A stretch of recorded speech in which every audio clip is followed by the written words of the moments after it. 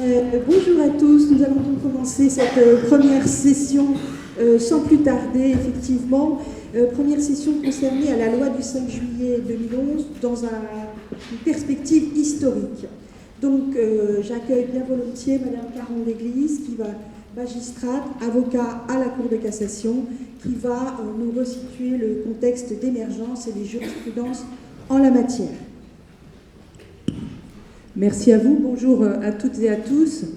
Alors je voudrais d'abord, dans les 15 minutes qui me sont octroyées ce matin, remercier les organisatrices et les organisateurs de ce beau colloque qui entend ouvrir un espace de dialogue en croisant à la fois les savoirs théoriques mais aussi les savoirs expérientiels et qui entend mettre en débat nos points de vue les uns les autres, y compris ceux d'un magistrat, puisque avocate générale, il y a le mot avocat, mais c'est d'abord un magistrat, c'est-à-dire un juge de manière générale. Donc je voudrais rappeler que le nombre de personnes aujourd'hui en soins sans consentement, c'est encore plus que les 80 000 qui ont été évoqués tout à l'heure, qui est un chiffre de 2018, et quand on regarde les courbes, ce n'est pas sans inquiéter, les chiffres augmentent. On est aujourd'hui autour de 109 000 personnes qui subissent ou se voient contraints d'avoir des soins sans leur consentement, selon différentes modalités. Je pense que c'est important de l'avoir à l'esprit. Ce sont des personnes qui reçoivent des soins soit à la demande de tiers, qui peuvent être des membres de leur famille, qui peuvent être leurs protecteurs en matière de tutelle, de curatelle par exemple. Ça peut être des personnes qui font l'objet de mesures en raison de ce qui est appelé le péril imminent. Ce sont aussi des personnes qui subissent des soins parce que le représentant de l'État, le préfet, a demandé leur mise en soins. Et puis à cela s'ajoutent des personnes qui sont orientées vers des soins contraints en raison d'une infraction, c'est-à-dire en raison de motifs pénaux à ce type de mesure. Et je dois dire d'entrée que, évidemment, ces motifs pénaux doivent aussi nous interroger sur la qualification des infractions. Je ne vais pas développer, mais on a évidemment aussi ce sujet. Donc pour aborder la question du contexte d'émergence et des jurisprudences, les jurisprudences, vous savez que ce sont les décisions qui sont prises par les juges, je vais le faire forcément brièvement. Je pense qu'il faut évidemment avoir en tête que notre réflexion doit s'orienter fondamentalement sur les principes du droit commun de la santé. Et j'insiste sur le droit commun de la santé parce que, on l'ignore souvent, mais la question des soins psychiatriques sans le consentement, cela renvoie à tout le fonctionnement, à tout notre édifice juridique aujourd'hui. Et notre édifice juridique, c'est à la fois le code civil, c'est le code de la santé, c'est le code de l'action sociale et des familles, c'est le code pénal, c'est aussi tous les principes fondamentaux issus des conventions internationales et des traités internationaux. A été évoqué tout à l'heure la Convention internationale des personnes en situation de handicap, bien sûr, mais aussi la Déclaration universelle des droits de l'homme. Donc c'est d'abord du droit commun que nous devons partir, sans oublier les textes européens, par exemple la Convention européenne des droits de l'homme ou la Charte sociale européenne. Et puis, au-delà des textes, il nous appartient concrètement de savoir comment ces droits doivent vivre, notamment en participant à des recherches, à des recommandations de bonnes pratiques dans les soins, qui doivent prendre en compte le fait que le dispositif de soins psychiatriques, de manière générale, s'insère dans le dispositif général de soins. Il est certes dérogatoire, mais tout de même, c'est d'abord le dispositif de soins. La contrainte dans les soins est en effet, à des degrés divers, une atteinte à l'autonomie de la personne malade et une entorse au serment d'Hippocrate prêté par les médecins, appelés à prodiguer aux patients tous les soins dont ils ont besoin, à les protéger, à respecter leur volonté et, dans la mesure du possible, ça a été dit et j'insiste aussi là-dessus, dans la mesure du possible, à les rétablir. Le libre consentement aux soins est lui-même, de manière générale, un droit fondamental garanti par le Code de la santé publique, tout comme le droit à l'intégrité physique et psychique. En psychiatrie, le Code de la santé, l'article L, je ne vais pas citer beaucoup d'articles, mais l'article L 3211-2 dispose que la personne admise librement en soins dispose des mêmes droits liés à l'exercice des libertés individuelles que ceux reconnus aux malades soignés pour une autre cause. Ce texte-là est fondamental parce que ça veut dire même droit, droit commun, mais on doit avoir également en tête personne admise librement en soins. Et c'est toute la question. Qu'est-ce que ça veut dire, personne admise librement en soins, et à quoi cela renvoie-t-il? Nous savons que le législateur a prévu des modalités de contrainte dans les soins psychiatriques qu'il a en principe strictement encadrées, en disposant en particulier que l'exercice des libertés individuelles des personnes contraintes à des soins psychiatriques peut être restreint à condition, toutefois, que ces restrictions apparaissent, et je pense qu'il faut que nous ayons vraiment toujours cela en tête, adaptées, nécessaires et proportionnées à leur état de santé mentale et à la mise en œuvre du traitement requis. C'est le Code de la santé publique, mais dont vous comprenez bien qu'il renvoie à tout ce que j'ai évoqué tout à l'heure du droit commun des soins.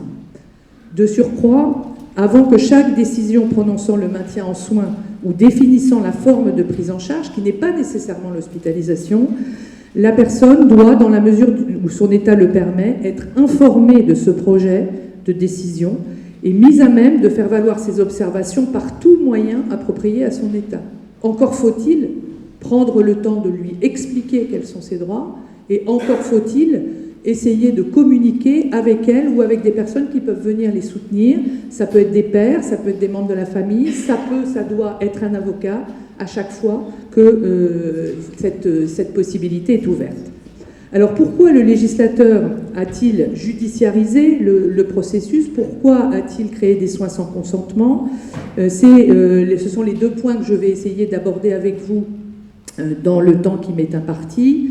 En deux points. D'abord, le bouleversement apporté non seulement par la loi du 5 juillet 2011, mais également par la loi du 27 septembre 2013. Et puis, dans un deuxième temps, j'essaierai de voir rapidement avec vous quelle est l'évolution contemporaine des questions, évolution qui se traduit par des décisions prises par les juges des libertés de la détention, et vous voyez bien là encore la tension, liberté, détention, de quoi parle-t-on? Et puis les questions qui se posent aujourd'hui sur l'opportunité de maintenir un contrôle judiciaire, et si oui, par quel juge? Le bouleversement apporté par les lois du 5 juillet 2011 et du 27 septembre 2013. Nous savons que le droit français de la psychiatrie sous contrainte a apporté une importante réforme par cette loi de 2011, et quand on parle d'une loi, on parle en général de celle-ci. Elle a introduit un contrôle systématique du juge judiciaire sur les décisions d'admission et en hospitalisation complète dans le délai de 12 jours à compter de son prononcé. Alors on pourrait se dire, mais pourquoi faire intervenir le juge dans ce qui est du soin? Parce que, et évidemment c'est un magistrat qui vous parle, donc j'ai bien conscience que forcément je parle d'une place particulière, et donc probablement cela fera débat. Pourquoi? Parce que les soins contraints portent une atteinte à la liberté individuelle, qui est la liberté d'aller et venir, mais pas simplement à cette liberté, au droit fondamental qui est le libre consentement aux soins. Et ce sont ces deux piliers qui sont absolument fondamentaux d'avoir à l'esprit. Alors vous me direz, mais oui, mais le médecin les a déjà. Oui, le médecin les a déjà. Oui, les soignants les ont déjà. Pour autant, le fonctionnement des institutions de santé, la routine qui peut parfois se mettre en place, amène dans un certain nombre de cas des questionnements dont on peut imaginer, et je vous renvoie la question, que ces questionnements ne peuvent pas se résoudre seulement par une meilleure organisation, par des tensions éthiques, par des questionnements éthiques communs, par un engagement éthique, mais ils doivent aussi faire l'objet, le cas échéant, d'une discussion au bon niveau par celui qui est le garant des libertés et des droits fondamentaux, qui est le juge. Et pourquoi le juge? Parce que devant le juge peut être mise en place une procédure, et cette procédure fait appel à un certain nombre d'intervenants, dont les avocats. Et donc ce point est extrêmement important, parce que cela permet de mettre en débat, au-delà du champ de la santé, au-delà de l'établissement de soins, les droits fondamentaux de manière générale. Et je voudrais rappeler, de ce point de vue, quelle est la décision pilier de la Cour européenne des droits de l'homme. Elle dit en 2004, le bien fondé d'une mesure d'internement, et on utilisait encore ce terme d'internement, doit être établi de manière probante, sauf urgence, sur la base d'une expertise médicale objective, justifiant la privation de liberté. Et c'est une des questions que nous devons nous poser. Est-ce que c'est une expertise? Et jusqu'où va cette expertise? Et à partir de cette expertise, quels sont les droits qui peuvent être mobilisés, notamment de discussion? Nous savons que cette loi de 2011, comme la loi de 2013, ont constitué un bouleversement dans les rapports entre les psychiatres et les magistrats. Les psychiatres ont en effet désormais l'obligation, par l'intermédiaire du directeur de l'établissement de soins, de soumettre au juge l'ensemble des décisions qui concernent les hospitalisations sans consentement, qui perdurent au-delà de 12 jours. Ces certificats médicaux doivent contenir un certain nombre d'informations qui font la base de la discussion en termes de droit et pas discussion en termes de technique médicale. C'est très important de l'avoir en tête. Et donc, évidemment, c'est un des points de tension parce qu'on vient dire, mais que vient faire le juge dans un certificat médical? Quelles sont ses compétences pour lire un certificat médical? Comprenez bien qu'il n'a aucune compétence médicale, ce n'est pas son rôle. Son rôle, ça va être de décrypter si effectivement les mesures, les conséquences qui sont données à l'appréciation médicale sont des conséquences proportionnées, adaptées, limitées dans le temps au regard des difficultés que rencontre la personne. Je rappelle aussi, je ne le détaille pas, que la Haute Autorité de Santé a posé des critères extrêmement rigoureux sur le recours à la contrainte dans les soins, y compris le recours à l'isolement et à la contention.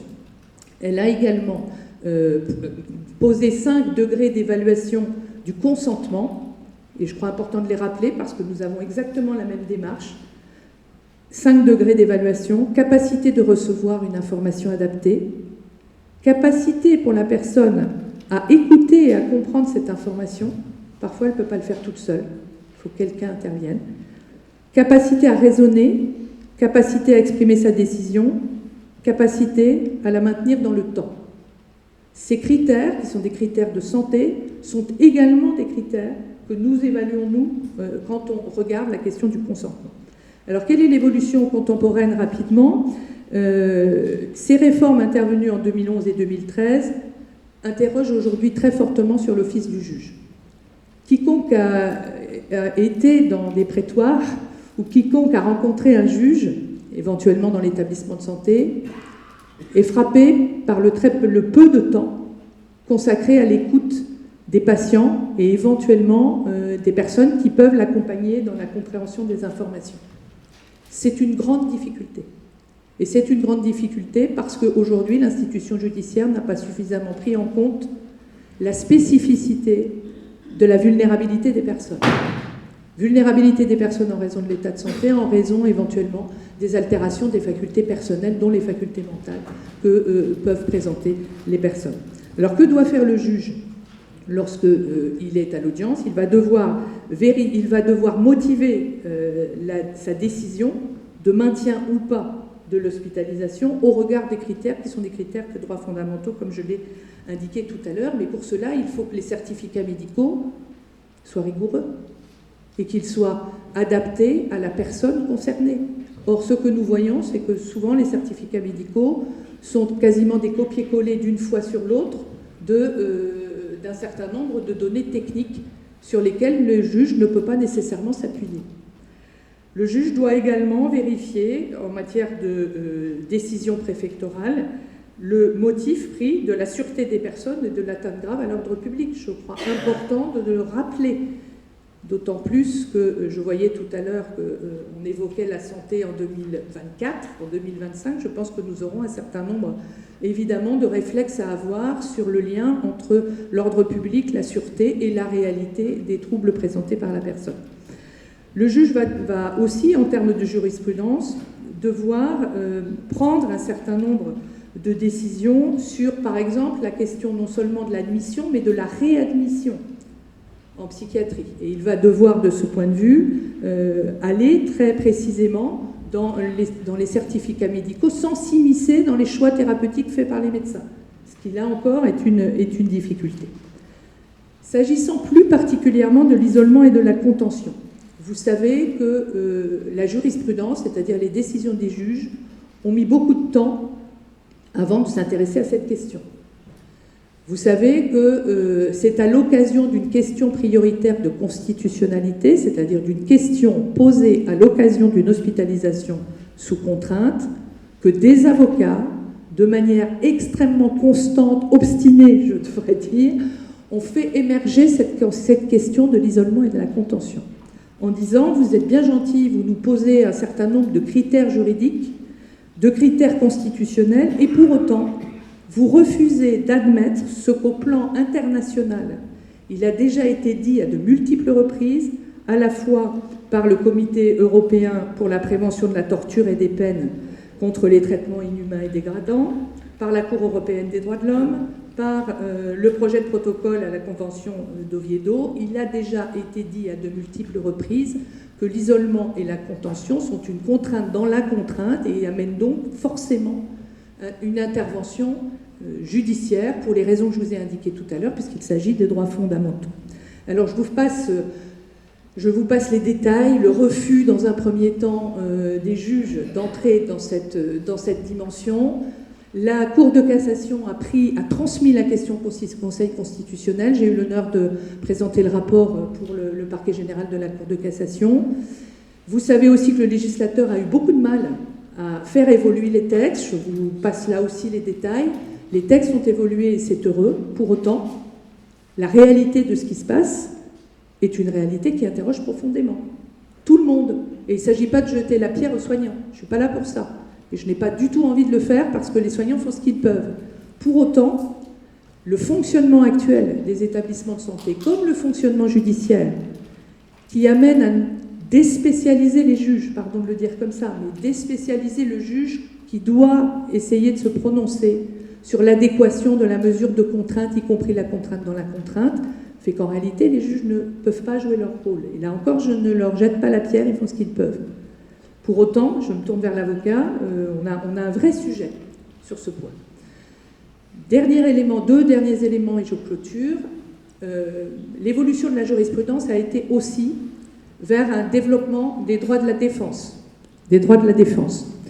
Et les droits de la défense, ça signifie d'abord les reconnaître, de manière à ce que le procès soit équitable. Et effectivement, la personne puisse comprendre de quoi il s'agit et puisse s'exprimer. Mais ça suppose aussi concrètement qu'on informe la personne de son droit à avoir un avocat le plus tôt possible, ce qui n'est pas toujours fait. Et il faut le faire soit directement auprès de la personne, soit auprès d'un proche, soit auprès du protecteur, le curateur, le tuteur, qui peut lui-même contacter un avocat.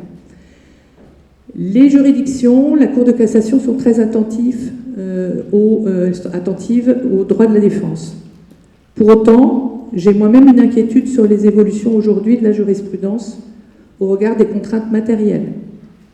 La tendance des juridictions est de dire, comme les hôpitaux n'y arrivent pas, comme les magistrats n'y arrivent pas, eh bien, on peut avoir une interprétation assez large de l'effectivité des droits des personnes. C'est un vrai sujet. Donc, effectivement, il faut que dans le domaine de la recherche, on aille absolument documenter la réalité de ce qui se passe, à la fois dans les établissements, je regarde monsieur bien-aimé, à la fois dans les établissements et dans les juridictions. Et puis, dernier point, il faut que nous ayons une réflexion ensemble sur non seulement la pertinence de faire intervenir un juge, vous avez compris que moi je pense qu'elle est indispensable, et un juge, au-delà du juge, c'est la collectivité judiciaire de manière générale, dont les défenseurs. Mais il faut réfléchir à ce juge. Quel est ce juge ? Est-ce que ça doit rester un juge des libertés et de la détention ? Ou est-ce qu'on ne devrait pas se dire que ce juge-là, c'est un juge de l'habeas corpus à l'anglaise. C'est un juge des libertés civiles et de la protection. Ce n'est pas un juge de la détention. Il y a des choses à faire sur la détention. Mais de grâce, ne mélangeons pas la question de la sûreté et de la sécurité avec la question des droits fondamentaux des patients dans les soins, parfois sans le consentement de la personne, mais toujours avec la personne, et toujours avec une dimension de rétablissement et de réintroduction de l'exercice direct des droits. Donc c'est une question aujourd'hui qui traverse les magistrats. Vous avez bien compris que nous ne sommes pas forcément majoritaires dans cette approche pour des raisons tout simplement de moyens de fonctionnement de la justice. Je ne sais pas quels seront les objectifs de notre actuel garde des Sceaux. En tout cas, il est certain que la question des droits fondamentaux et des libertés civiles sera un enjeu essentiel. Je vous remercie.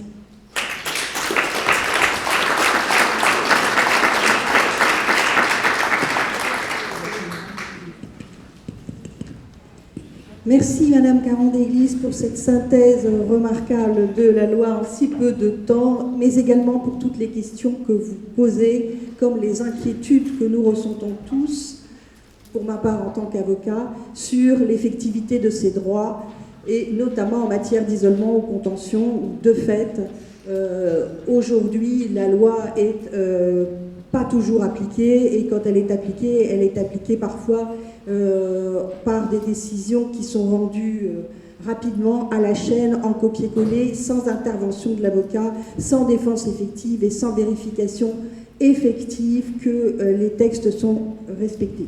Merci d'avoir rappelé aussi que tant la loi de 2011 que celle de 2013, mais également que les textes sur l'isolement et la contention résultent de combats judiciaires qui ont été menés par des justiciables qui ont été hospitalisés sans leur consentement, et que c'est grâce à ces actions de justiciables que le Conseil constitutionnel a été saisi et nous a ramené les personnes qui étaient hospitalisées dans le giron du droit commun, le droit de tous, c'est-à-dire le droit d'avoir une justice égale pour tous, des droits pour tous, et que donc on puisse enfin considérer que effectivement, les malades mentaux, comme les étrangers, comme les prévenus, ne pouvaient pas être privés de liberté sans qu'un juge intervienne.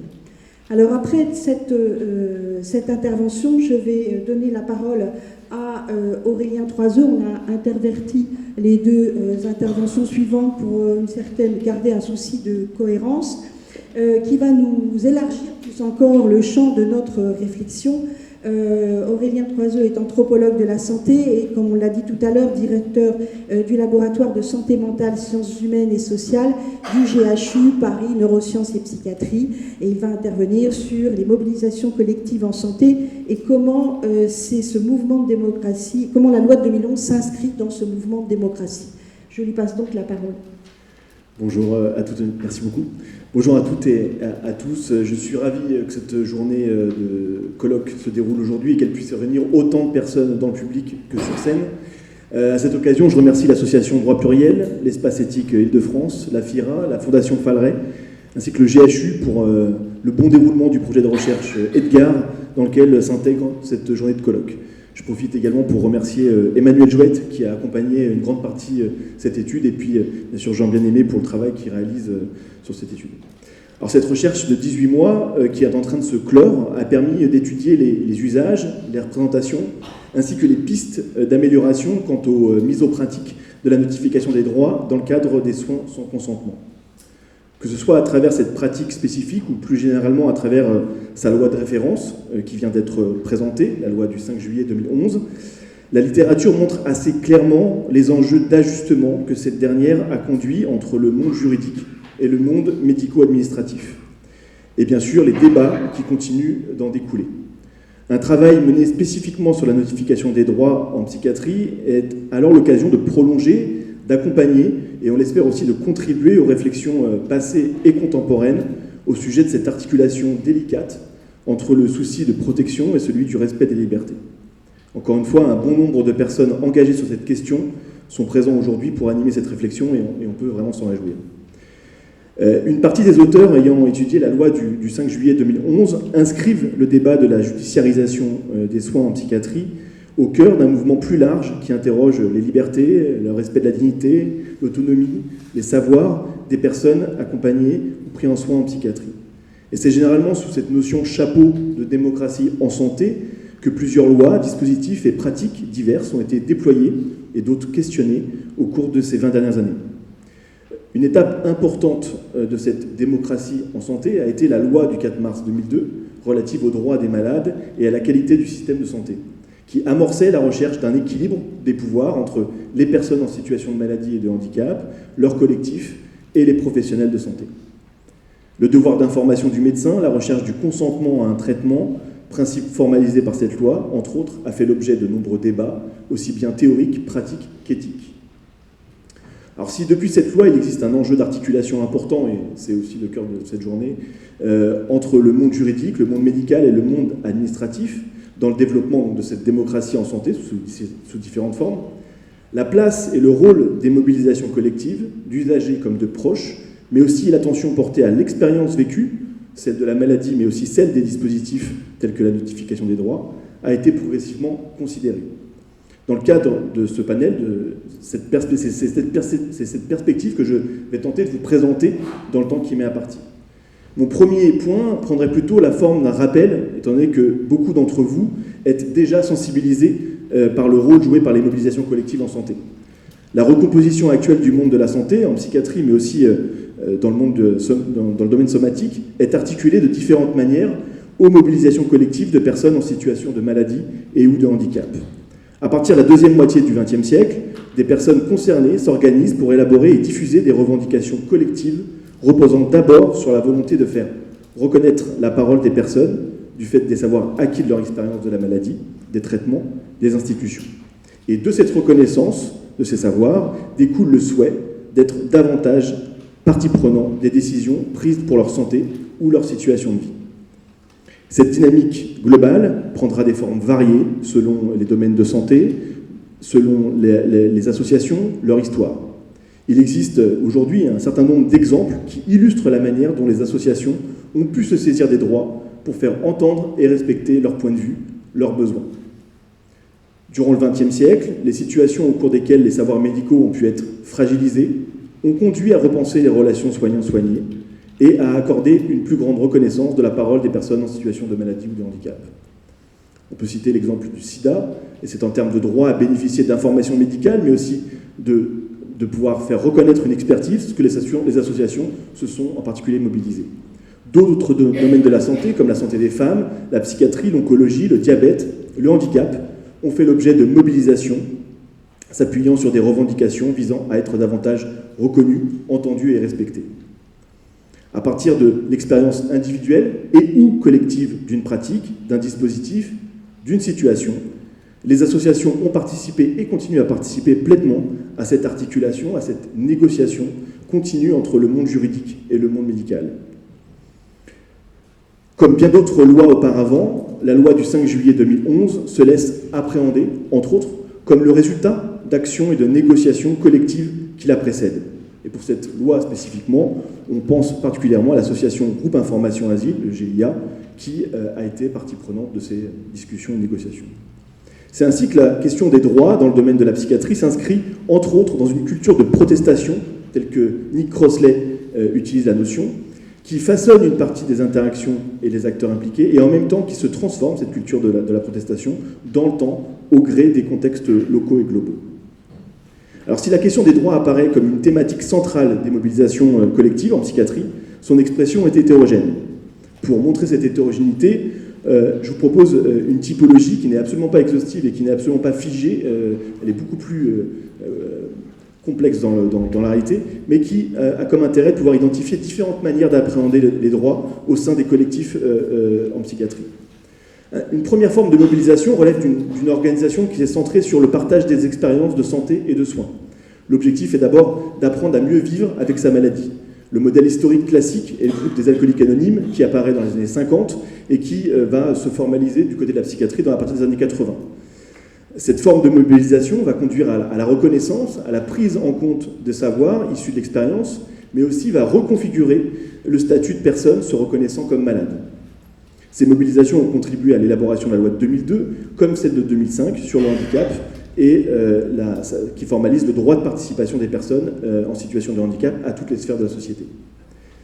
Une seconde forme de mobilisation à laquelle on peut faire référence est le développement de collectifs à la fin des années 80, début 90, qui a conduit les personnes concernées par la psychiatrie à investir l'action publique sous l'angle du partenariat.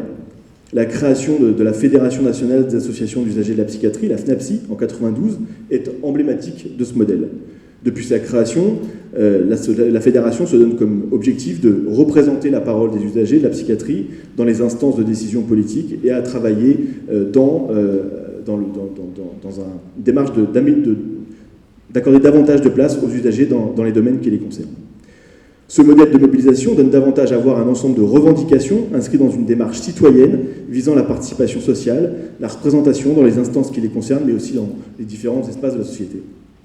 On peut faire référence, par exemple, aux différents dispositifs qui ont été déployés au sein de la psychiatrie pour valoriser cette représentation, comme la maison des usagers, les représentants des usagers, et qui aujourd'hui entament une mue à travers des nouveaux concepts comme par exemple le partenariat en santé. Un troisième type de mobilisation se caractérise cette fois par une approche, cette fois-ci juridique, pour interroger les pratiques de soins. Emblématique de ce modèle, le groupe Information Asile a été créé au début des années 70, contemporain de d'autres luttes conduites par des associations d'usagers dans le champ somatique mais aussi dans le handicap. Le GIA s'implique dans des contentieux juridiques afin de contester des décisions d'hospitalisation contraintes. Progressivement, une véritable stratégie de contentieux s'est mise en place à partir d'un savoir juridique à la fois constitué par les personnes hospitalisées et par des acteurs, des professionnels du droit. Le GIA va être rejoint, va se diversifier à travers des groupes autonomes, à travers la création du CRPA, mais aussi avec Advocacy France dans les années 90, qui va proposer des interventions de type porte-voix afin de faire entendre la parole de celles et ceux qui se sentent disqualifiés. Un quatrième type de mobilisation a plutôt pour objectif de promouvoir la diversité des expériences et de faire mieux reconnaître des styles de vie singuliers.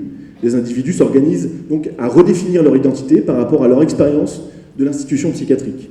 Ce mouvement ne repose pas explicitement sur une revendication juridique, mais sur un choix de recomposer l'identité à partir de ceux proposés par le droit, comme handicap, ou dans le monde médical. On peut faire référence, par exemple, aux entendeurs de voix, qui proposent une lecture alternative aux catégories médicales, hallucinations visuelles et auditives, ou au concept de neurodiversité, qui vise à sortir de la catégorie de handicap ou de la catégorie médicale de maladie. Et bien qu'encore peu étudié sous cet angle, il serait intéressant d'envisager la question du droit, tel que les pairs aidants professionnels en psychiatrie ou dans d'autres domaines les abordent ou les aborderont à l'avenir. Le mouvement de professionnalisation est encore à ses débuts en santé, toutefois il participe déjà à transformer le monde associatif et le monde médical. On peut envisager que la question du droit en psychiatrie, sous cet angle des pairs aidants professionnels, conduira à de nouveaux questionnements. En somme, le milieu associatif est un acteur à part entière des transformations du monde de la santé, propose une lecture hétérogène des droits qui reflète la diversité des approches, des histoires et des relations tissées dans ces différentes associations. Ces différentes manières de revendiquer renvoient aussi à des manières d'interpréter la maladie, les traitements ou encore l'institution. Ainsi, ce qui se joue dans un dispositif, dans une pratique, dans une loi, est, semble-t-il, l'ensemble de ces approches, en plus de celles proposées par le juridique, le médical ou l'administratif. En troisième partie, je vous propose de revenir sur la pratique même d'application d'un droit, comme celui de la notification des droits. En plus d'une recherche d'équilibre entre les acteurs concernés, ici le monde juridique, le monde médical, et encore une fois le monde administratif, l'expérience vécue de l'application du droit est à considérer. Rappelons-nous qu'après la loi du 30 juin 1975 d'orientation en faveur des personnes handicapées, créant la politique publique sur le handicap, il a fallu que le statut administratif dit de personnes handicapées soit éprouvé par les personnes elles-mêmes pour en comprendre les effets, entre autres négatifs, comme par exemple la stigmatisation vécue par le fait d'avoir ce statut de personne handicapée. Il a fallu un mouvement de contestation internationale, les Disability Studies, pour transformer ce modèle de handicap. D'autres dispositifs allant vers plus de droits, plus d'autonomie, plus de citoyenneté, reposent généralement sur un croisement d'expertise de différentes disciplines qui se confrontent, qui s'ajustent, qui négocient. Mais ce travail se fait généralement à la lumière de celles et ceux qui vont expérimenter, celles qui vont pratiquer.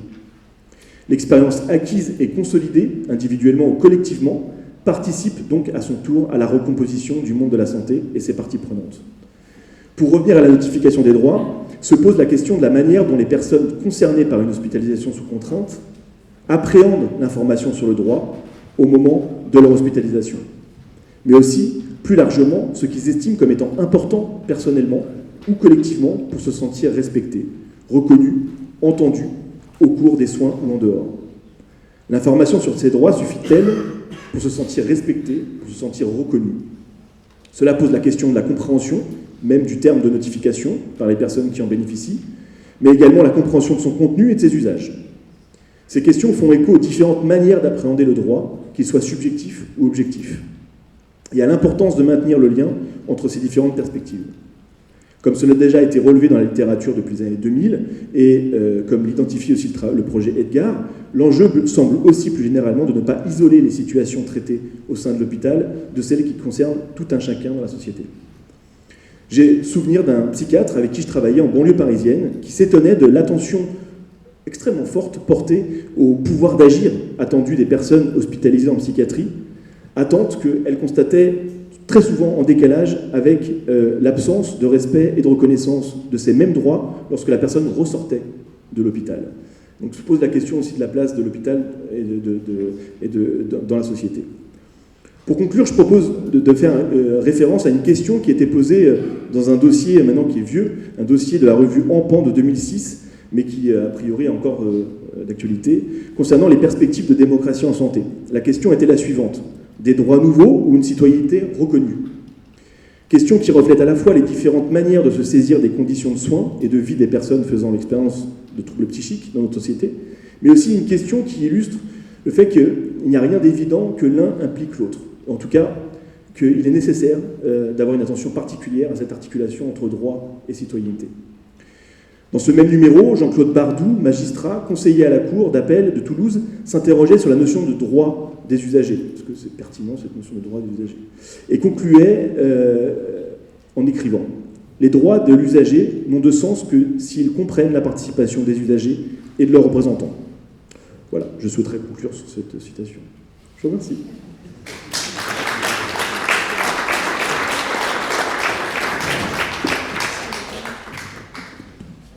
Merci beaucoup pour cette intervention qui nous élève le débat.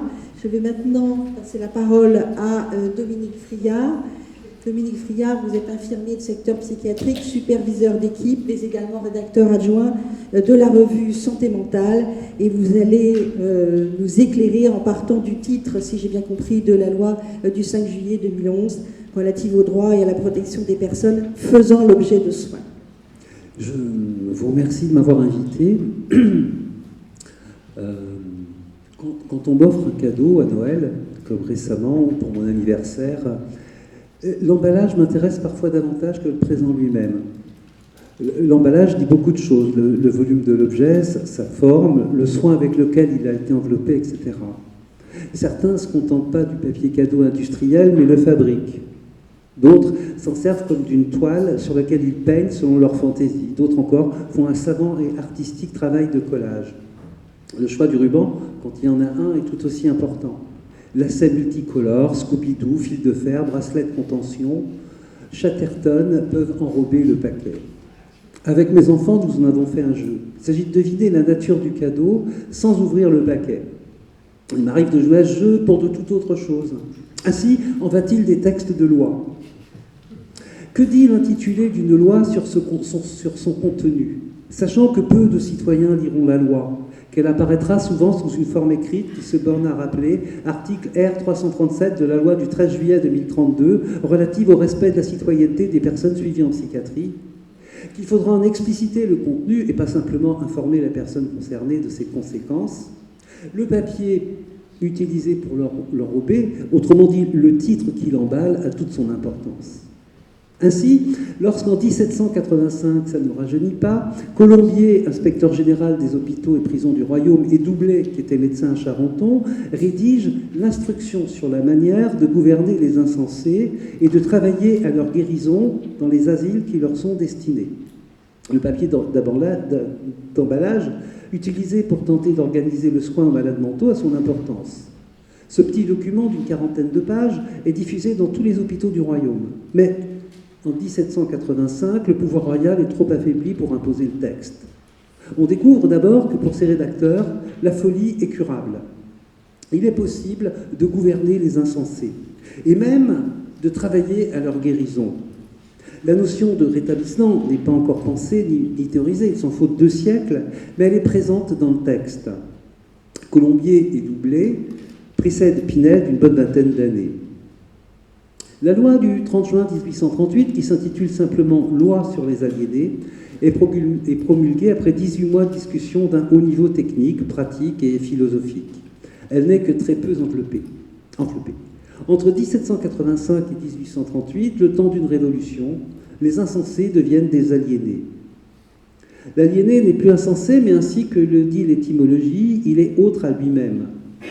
La folie n'est plus une propriété de l'individu, quelque chose qu'il a ou qu'il n'a plus, mais une étrangeté qui le décrit totalement. Plus grave, par sa folie, il n'est plus à même de jouir de la liberté garantie par les droits de l'homme et du citoyen. Cette histoire du droit, c'est l'histoire du droit à la sûreté. Pour l'homme du Moyen-Âge, le principal péril, il repose dans le roi de France, et il s'agit de s'en protéger, d'où le droit à la sûreté, qui est le droit de ne pas être incarcéré arbitrairement. Le droit à la sûreté, aujourd'hui, ça a changé complètement de sens, ce qui fait qu'on est obligé de parler de la liberté d'aller et venir. Mais le droit à la sûreté, ça n'est pas la liberté d'aller et venir. C'est un des droits fondamentaux garantis par la Constitution. Et c'est parce que c'est un des droits fondamentaux garantis par la Constitution qu'il s'agit d'être vigilant par rapport aux hospitalisations sous contrainte. Bref.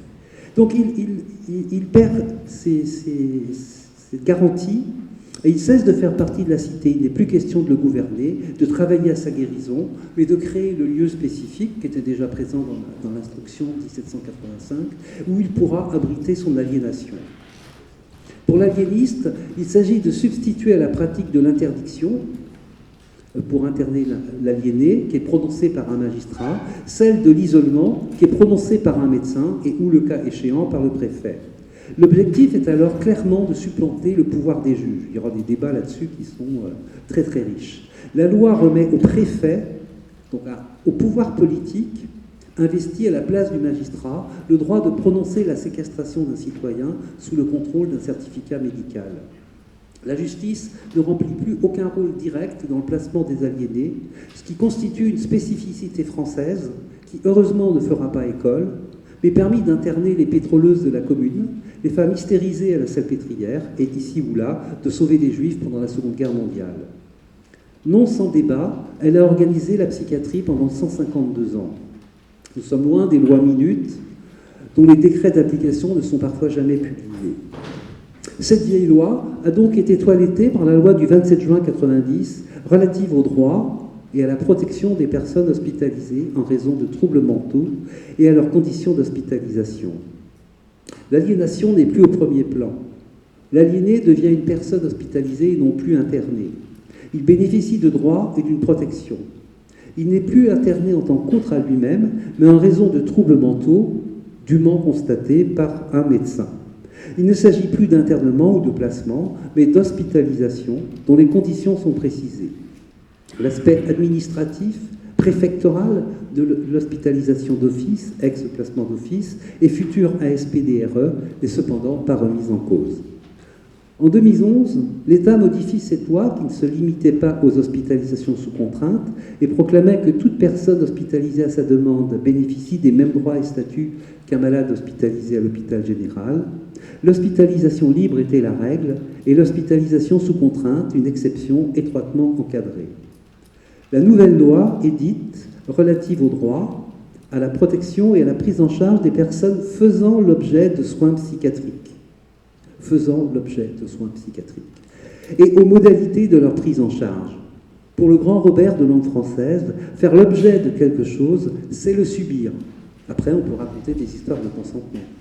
Autrement dit, ne plus être en position de sujet, d'acteur, mais d'objet. Les troubles ne sont plus mis en avant, ni les conditions d'hospitalisation. Le packaging insiste sur les soins psychiatriques eux-mêmes. Il est vrai que la loi ne se limite pas à l'hospitalisation, mais légifère sur le suivi en ville via les programmes de soins qu'elle institue. Le patient, même sorti, rétabli, continue à faire l'objet de soins psychiatriques. À vie, si nul ne songe à y mettre fin, aucun dispositif n'en limite la durée. Peut-on faire l'objet de soins dont on est principalement l'acteur ? Bien sûr, on peut faire l'objet d'une piqûre, d'une mise en chambre d'isolement, d'une contention, d'une série d'électrochocs, toutes choses qui sont imposées de l'extérieur. Mais peut-on faire l'objet d'une psychothérapie, d'un groupe thérapeutique ? Peut-on faire l'objet de sa propre parole, des relations avec un thérapeute ?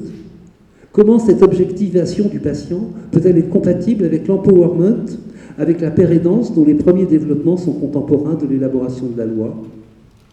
Ce faisant l'objet de soins psychiatriques n'est pas un lapsus qui aurait échappé à ses auteurs. Il a été discuté, débattu. Il est bien le fruit des représentations des législateurs. Ouvrons le paquet. L'argumentaire de cette journée énonce que depuis les années 2010, la psychiatrie hospitalière rencontre un important mouvement de judiciarisation. Conviendrait de préciser qu'il s'agit de la psychiatrie hospitalière française. Dans la plupart des pays européens, la judiciarisation est depuis longtemps la règle et le placement administratif l'exception. En Allemagne, l'hospitalisation sous contrainte nécessite une décision judiciaire. Le tribunal doit examiner et approuver la nécessité de l'hospitalisation. En cas de danger imminent, la police peut intervenir dans un délai maximum de 24 heures avec un certificat médical. Le juge intervient d'emblée et non au bout de 15 et 12 jours. Aux États-Unis, au Royaume-Uni, au Canada, en Belgique, au Luxembourg, au Danemark, en Suède, en Norvège, la judiciarisation est la règle. Ainsi, ce qui apparaît complexe à certains soignants est la règle dans de nombreux pays dont certains servent de modèle à une certaine psychiatrie française. Les usagers de ces pays bénéficient-ils de soins de moindre qualité? Leurs droits sont-ils davantage bafoués ou respectés? La population est-elle moins bien protégée? Les députés et sénateurs n'ont pas été brusquement saisis par la grâce. La judiciarisation a été imposée et les résistances à son implémentation, comme on dit aujourd'hui, ont été nombreuses et se poursuivent. En ce qui me concerne, c'est dans les années 90, autour de ma rencontre avec le psychiatre Claude Louzoun, du CEDEP, le Comité européen droit, éthique et psychiatrie, et mes travaux sur la chambre d'isolement, qui, faute de tiers entre l'équipe et le patient, avait souvent le caractère d'une séquestration, que j'ai commencé à militer pour une intervention du juge dans les 72 heures pour valider ou non une hospitalisation sous contrainte. Je n'étais pas le seul. On a oublié le rapport Piel-Roland qui prévoyait en juillet 2001 qu'il ne devait pas avoir de réglementation ou de loi spécifique à mettre en place. Je passe très vite là-dessus parce que au niveau du temps, ça doit être... Ça va ? C'est bon.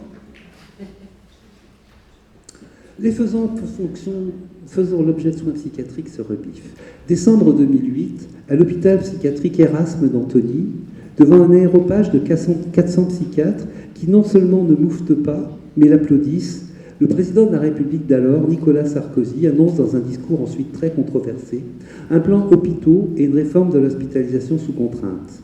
Il réagit ainsi au meurtre d'un jeune chercheur de 26 ans, poignardé en pleine rue à Grenoble le 12 novembre 2008 par un malade sorti sans autorisation de l'hôpital psychiatrique de Saint-Égrève, ayant déjà commis d'autres agressions par le passé.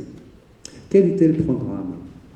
Sur un plan matériel, il s'agissait de débloquer 30 millions d'euros pour un plan de sécurisation des hôpitaux psychiatriques, mieux contrôler les entrées et les sorties des établissements et prévenir les fugues, équiper certains patients hospitalisés sans leur consentement d'un dispositif de géolocalisation, installer au moins une unité fermée dans chaque établissement qui le nécessite, équiper de portes et de systèmes de vidéosurveillance pour que les allées et venues y soient contrôlées, aménager 200 chambres d'isolement, ajouter 40 millions d'euros pour la création de 4 unités supplémentaires pour malades difficiles, de 40 lits chacune.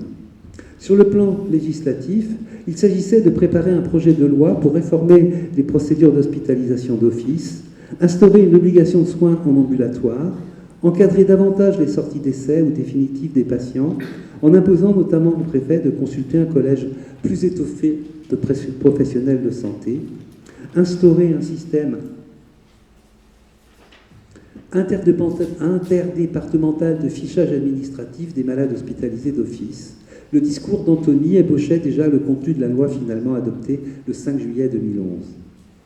Y aurait-il eu judiciarisation si une de ces futurs objets de soins, Daniel S., soutenu par des associations de défense des droits, des psychiatrisés tels que le GIA dont on a parlé, n'avait saisi le Conseil constitutionnel d'une question prioritaire de constitutionnalité? En s'appuyant notamment sur l'article 66 de la Constitution qui stipule que nul ne peut être arbitrairement détenu, l'autorité judiciaire, gardienne de la liberté individuelle, assure le respect de ce principe dans les conditions prévues par la loi. Les sages ont donc décidé le 25 novembre 2010 que l'article L337 du Code de la santé publique n'était pas conforme à la Constitution. La déclaration d'inconstitutionnalité devait prendre effet le 1er juillet 2011. Il devenait urgent de légiférer. Députés et sénateurs n'ont pas pris la mesure de cette première saisine par des usagers organisés de la psychiatrie et ses conséquences. Ils ont déroulé le texte de la loi coercitive qu'ils avaient concoctée, en y ajoutant un peu de juge des libertés, comme les y obligeait le Conseil constitutionnel. Les faisant l'objet de soins psychiatriques beaucoup plus efficaces que les députés et sénateurs de gauche et les soignants réunis ont imposé via les QPC une série de révisions de nombreux articles de la loi de 2011 qui ont été déclarés inconstitutionnels. De cette loi qui les objectivait, grâce à l'arme des QPC, ils ont fait de la charpie un texte liquide en perpétuelle transformation. Ainsi en fut-il pour l'obligation de soins en ambulatoire, les chambres d'isolement et les contentions, le statut des unités pour malades difficiles, etc., etc. Je conclus. En psychiatrie, on fait souvent semblant. Entre les textes et leurs applications, il peut y avoir un gouffre. Surtout quand ces textes, qui viennent d'instances différentes, se multiplient, se contredisent, sont remplacés par d'autres, avant que les équipes aient eu le temps de les appliquer, et surtout ne s'accompagnent d'aucun moyen dédié. Nous avons relevé dans cette présentation quelques incohérences. L'obligation de soins engage autant les soignants que les patients. Si les uns sont contraints de se soigner, les autres sont contraints de les soigner, c'est-à-dire d'y consacrer suffisamment de moyens. Cette obligation ne semble pas concerner l'hôpital-entreprise qui diminue constamment les moyens dévolus aux soins. À quoi bon multiplier les programmes de soins si les effectifs des CMP se réduisent comme peau de chagrin ? Comment permettre les réhospitalisations de patients en difficulté si les fermetures de lits rendent leur accueil impossible, etc., etc. Alexander et Selesnik, dans leur histoire de la psychiatrie, racontent que visitant un hôpital londonien, un psychiatre américain s'étonna de ne pas voir de barreaux aux fenêtres des unités. Les patients lui semblaient également jouir d'une très grande liberté.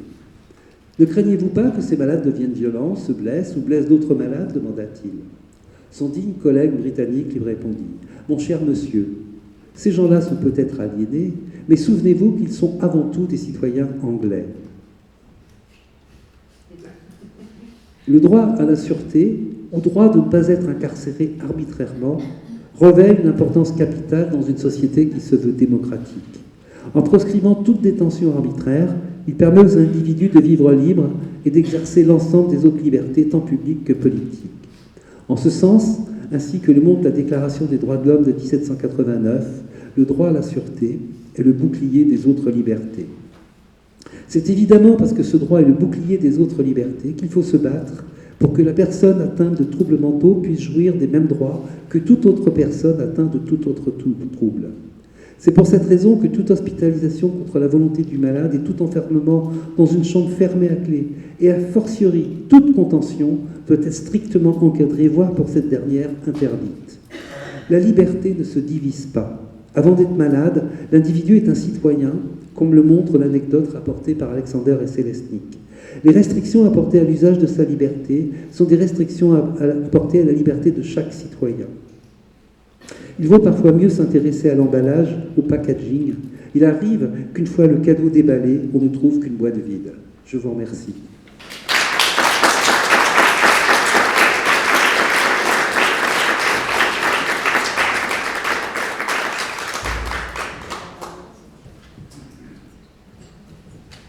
Oui, bonjour, Mathieu Bellassène, moi je suis psychiatre. Je voulais remercier Dominique Friard pour son intervention parce que j'ai eu peur qu'il manque la question politique, parce que c'est clair que le président en bracelet électronique qui nous fait la loi de 2011, en 2008, il a fallu se battre, et c'était aussi des mobilisations, aussi de professionnels en lien avec les usagers, je crois que ça, il ne faut pas l'oublier.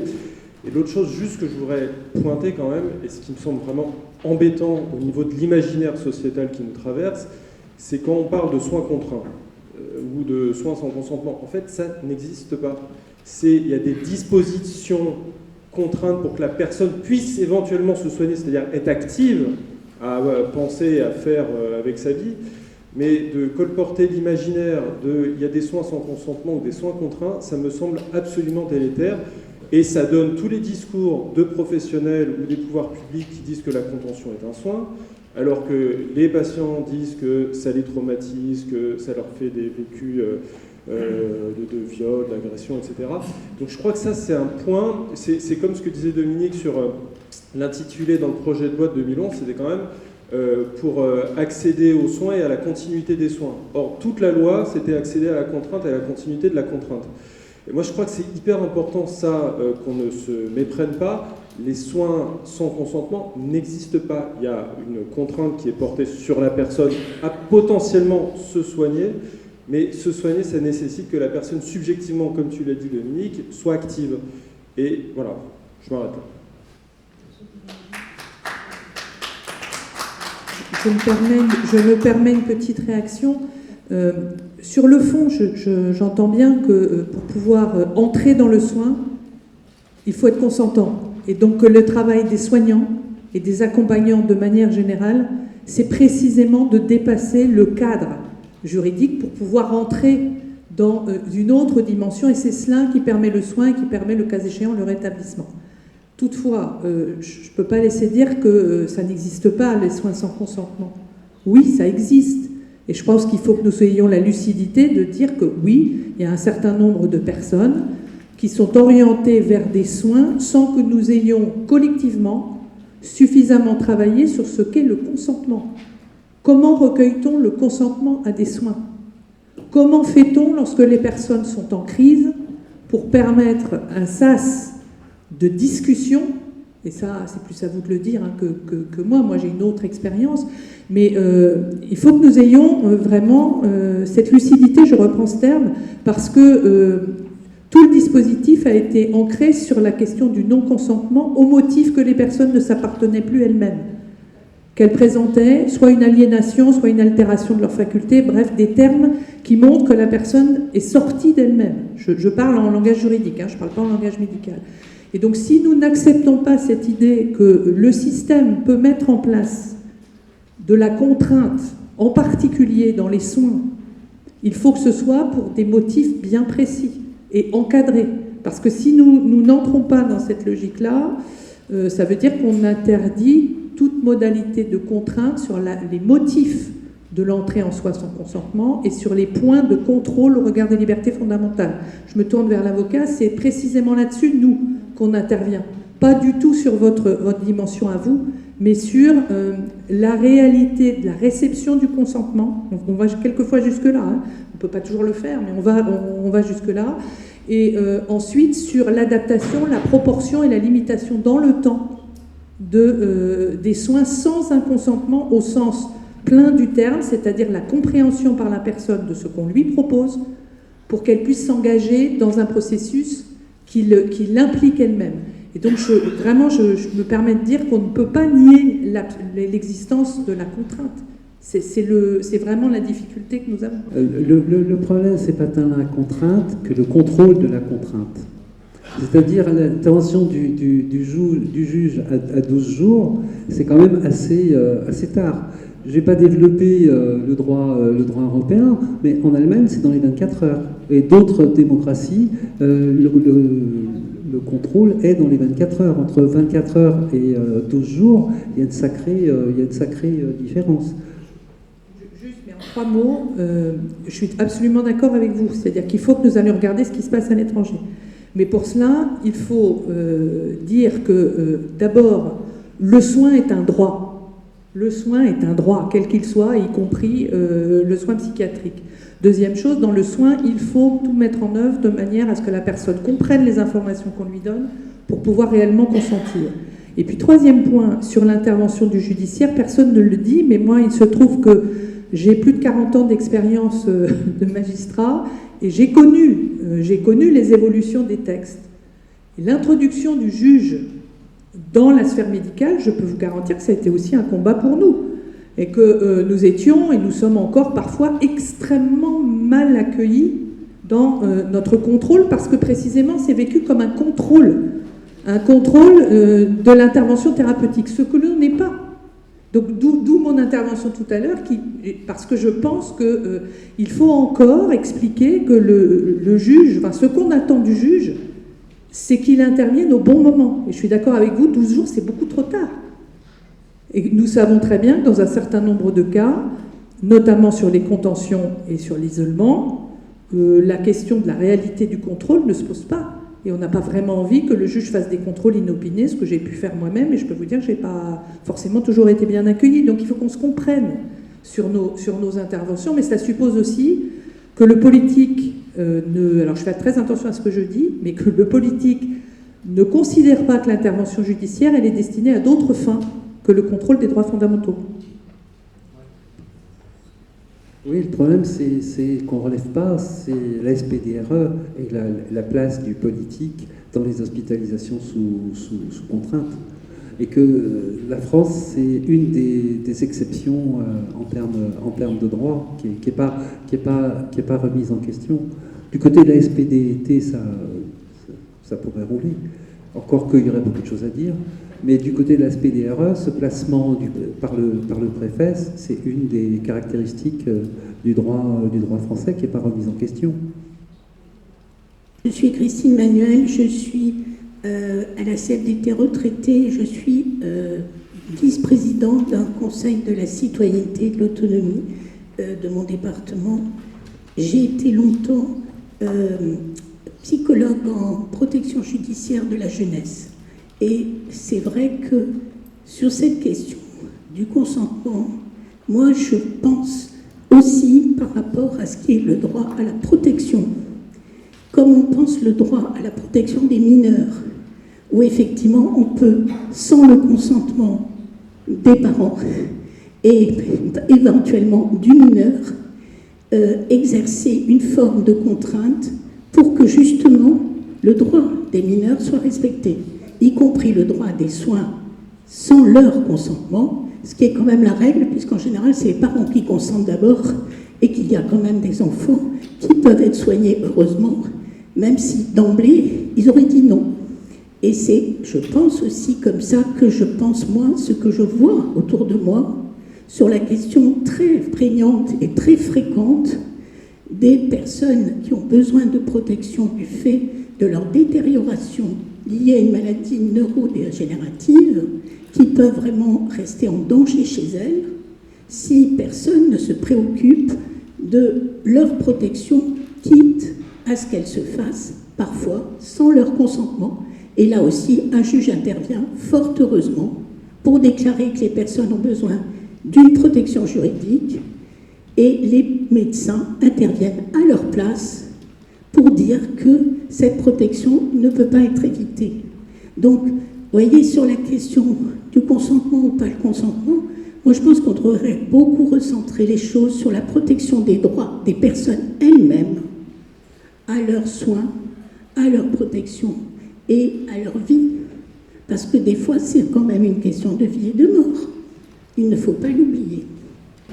Merci beaucoup. On va lancer une pause de courte de 5-10 minutes et puis on reprend la table ronde suivante et on aura l'occasion de continuer.